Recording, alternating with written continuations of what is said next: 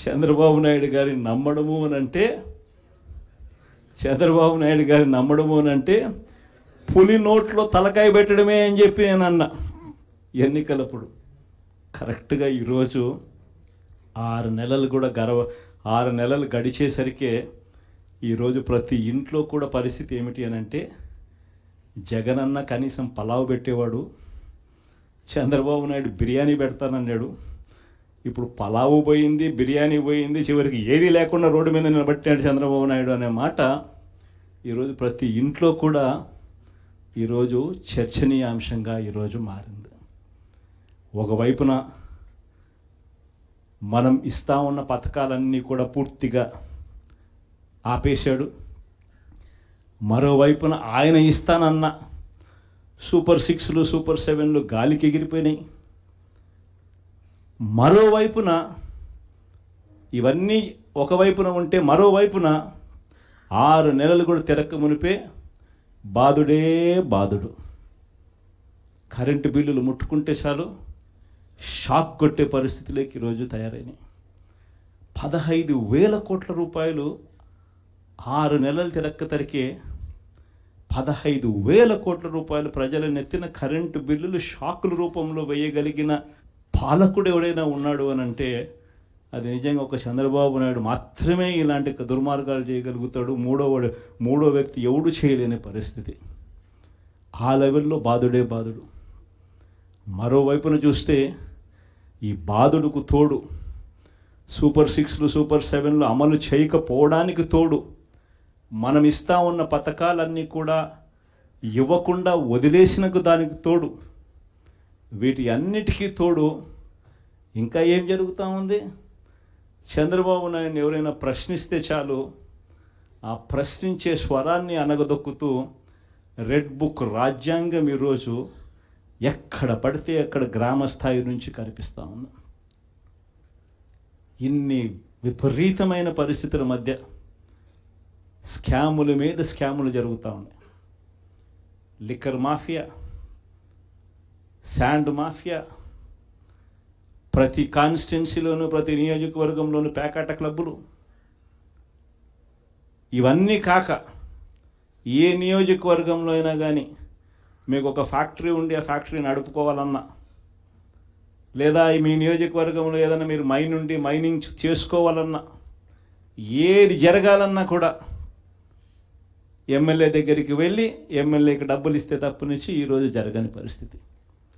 ప్రతి విషయంలో కూడా నాకింత నీకింత అని ఎమ్మెల్యే దగ్గర నుంచి మొదలు పెడితే ముఖ్యమంత్రి దాకా పంచుకొని తీసుకుంటా ఉన్న పరిస్థితులు ఈరోజు కనిపిస్తూ ఉన్నాయి. ఈరోజు ఉద్యమ బాట పట్టడానికి, పోరాట బాట పట్టడానికి ఇక సమయం మనమంతకు మనమే ముందుకు తీసుకొని రావాల్సిన పరిస్థితుల్లోకి ఈరోజు మనం అడుగులు వేస్తూ ఉన్నాం. మళ్ళీ ఈ నెల 27వ తారీఖున ఇంకొక కార్యక్రమానికి పిలుపునిస్తా ఉన్నాం. ఈ కార్యక్రమం కరెంటు బిల్లుల మీద షాక్ కొట్టే విధంగా ఏకంగా 15,000 కోట్ల రూపాయలు బాధుడే బాధుడు అనే కార్యక్రమానికి చంద్రబాబు నాయుడు గారు శ్రీకారం చుట్టారు. కేవలం 6 నెలలు గడవకు మునిపే ఈరోజు ప్రజల చేతుల్లో ఉన్న బిల్లులు మీరు చూస్తే నేరుడు నెలకు వచ్చిన బిల్లు ఎంత, డిసెంబర్లో వచ్చిన బిల్లు ఎంత అని చెప్పి తేడా చూస్తే ఆ తేడా ఇట్టే కనిపిస్తూ ఉంది. కనీసం ప్రతి బిల్లులోనూ కూడా విపరీతంగా నంబర్ కనిపిస్తూ, ఇది కూడా ఇంకా 15,000 పూర్తి బాధుడు కాదు, 6,000 కోట్ల బాధుడికే ఈ నెంబర్. ఇంకొక 9,000 కోట్ల రూపాయల బాధుడు ఈ నెల వేస్తూ ఉన్నాడు. అంటే రేపు నెల బిల్లులో ఇంకా 9,000 రూపాయల బాధుడు కూడా కనిపిస్తుంది. మరి ఇలాంటి పరిస్థితిలో బిల్లులు చూపించి మహిళలందరూ కూడా బిల్లులు చూపించి బిల్లులు కాలుస్తూ ఉన్న పరిస్థితి కనిపిస్తూ ఉంది నిరసన తెలుపుతూ. ఇలాంటి వారికి తోడుగా ఈసారి ఈ ప్రోగ్రాం నియోజకవర్గ స్థాయిలోకి వెళ్ళిపోతున్నాం. మొన్న రైతులకు సంబంధించి జిల్లా స్థాయిలో చేసినాం. ఈసారి కరెంటు బిల్లులకు సంబంధించిన ప్రొటెస్ట్ కార్యక్రమం నియోజకవర్గ స్థాయిలోనే చేసే కార్యక్రమానికి ఈరోజు శ్రీకారం చుడతా ఉన్నాం. ఈ కార్యక్రమం 27వ తారీఖున పార్టీ కరెంటు బిల్లుల బాదుడే బాదుడుకు నిరసనగా ప్రజలకు తోడుగా ఉండే కార్యక్రమం చేయబోతా ఉంది 27వ తారీఖున. మళ్ళీ 3వ తారీఖున, జనవరి 3వ తారీఖున చదువుకుంటున్న పిల్లల కోసం విద్యా దీవెన అందక, వసతి దీవెన రాక పిల్లలు చదువులు మానేస్తూ ఉన్న పరిస్థితి మొట్టమొదటిసారిగా కనిపిస్తూ ఉంది. మన హయాంలో, మన వైఎస్ఆర్సీపీ హయాంలో ప్రతి 3 నెలలకు ఒకసారి, 3 నెలలు అయిపోయిన వెంటనే, ఆ త్రైమాసికం అయిపోయిన వెంటనే, జనవరి, ఫిబ్రవరి, మార్చ్ త్రైమాసికం అనుకుంటే ఏప్రిల్లో వెరిఫికేషన్ చేసేవాళ్ళం, మేలో తల్లుల ఖాతాల్లోకి ఆ డబ్బులు పంపించేవాళ్ళం. ఆ తల్లులు వెళ్ళి ఆ పిల్లలకు ఫీజులు కట్టేవాళ్ళు. ప్రతి త్రైమాసికం అయిపోయిన వెంటనే పిల్లల తల్లులకు ఆ డబ్బులు ఇచ్చి పిల్లల చదువులకు తోడుగా ఉండే పరిస్థితి మన హయాంలో జరిగితే, ఈరోజు ఆ విద్యా దీవెన పరిస్థితి ఏమిటి అని అంటే 4 త్రైమాసికాలు అయిపోయాయి. ఈ జనవరి 1వ తారీఖు వచ్చేసరికే ప్రతి త్రైమాసికం అయిపోయిన వెంటనే ఫీజులు ఇచ్చే పరిస్థితి నుంచి 4 త్రైమాసికాలు అయిపోయాయి. పిల్లలకు ఫీజులు అందని పరిస్థితి.